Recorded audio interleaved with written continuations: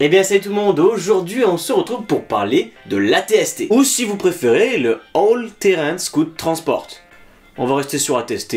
Un véhicule bien connu de l'univers Star Wars car il est apparu à de multiples occasions. Notamment dans la bataille de Hoth dans Star Wars épisode 5, dans la bataille de Endor dans Star Wars épisode 6, et par la suite dans tas de livres, comics, jeux vidéo, enfin tout ce que vous voulez, l'ATST est utilisé. Malgré sa petite taille bien moins impressionnante que son grand frère l'AT-AT, ce dernier, l'ATST, également appelé bipode par certains, mesure 8,6 m de haut. Il est équipé d'un arsenal bien complet, tout d'abord d'un double canon situé au niveau du menton, d'un double canon également sur le côté gauche, et d'un lance-grenade sur la partie droite. Il est capable de venir à bout à toute forme de résistance et il n'est pas à sous-estimer.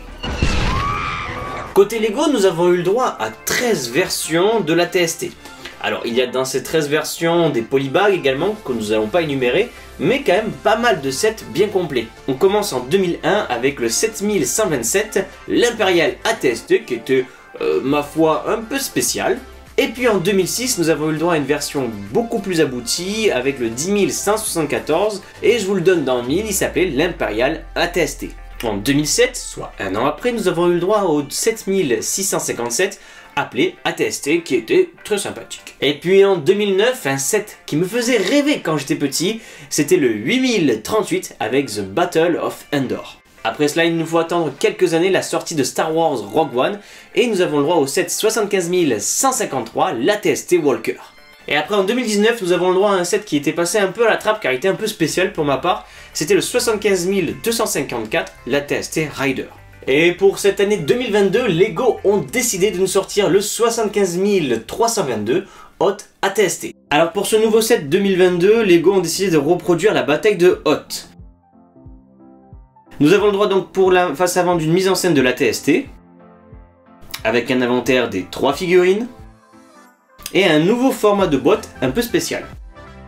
A la face arrière, nous retrouvons également toutes les fonctionnalités qui découlent de ce set, et une autre mise en scène du vaisseau.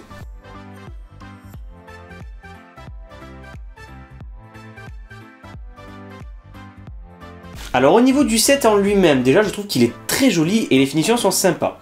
L'habitacle peut tourner à 360 degrés, ce qui est plutôt agréable et très fluide. Il y a également les parts qui sont articulées et je vous avoue quand même pour faire des break films ça doit pas être bien pratique, mais bon, ça a le mérite d'être là. Il y a également la possibilité de lancer des missiles avec les petites gâchettes à l'arrière. Alors au niveau de la construction, nous avons un set qui fait 586 pièces, ce qui est plutôt pas mal. Il y a plein de petites techniques très sympas lors de la construction, on y prend beaucoup de plaisir, en tout cas moi j'y ai pris beaucoup de plaisir. Et on en a pour à peu près 1 heure de construction grossièrement.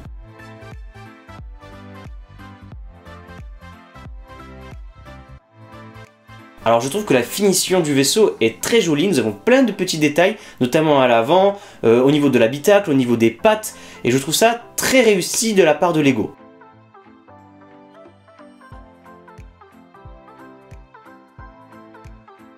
Nous retrouvons vraiment les armes emblématiques de l'ATST avec le lance-grenade et les doubles canons.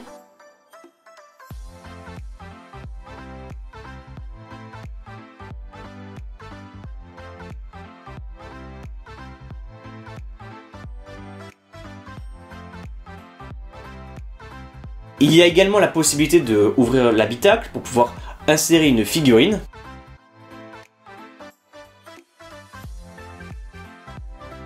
Pas beaucoup de détails à l'intérieur, juste une petite console et je trouve ça un peu dommage.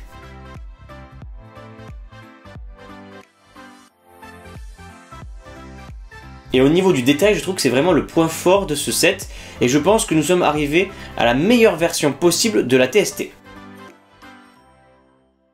Côté figurines, nous retrouvons 3 belles figurines. Tout d'abord la Soldat Rebelle de Hoth, qui est vraiment super bien sérigraphiée. Elle est un peu plus équipée que les petits packs de figurines. Personnellement, j'aime beaucoup la finition de cette figurine au niveau du visage. Elle est également équipée d'une double tête. Petit bémol, j'aurais bien aimé que le pantalon de cette figurine soit sérigraphié.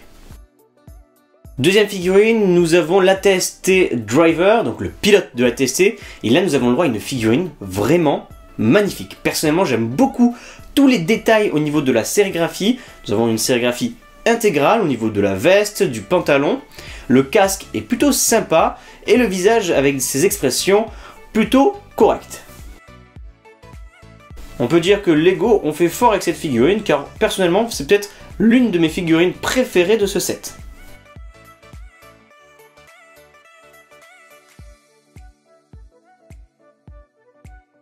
Alors nous avons une autre figurine entre guillemets qui est une construction, c'est le droïde sonde et j'avais envie d'en parler parce qu'il est vraiment très joli et j'aime beaucoup le build en lui-même. Il est très bien construit et il a plein de petits détails, c'est très sympa.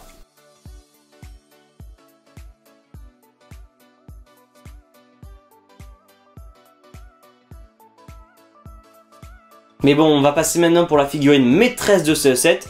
Et c'est notre cher ami Chewie, donc Chewbacca, qui est vraiment superbe. J'aime beaucoup la figurine, donc on garde un moulage habituel que nous avons depuis des années de Chewbacca.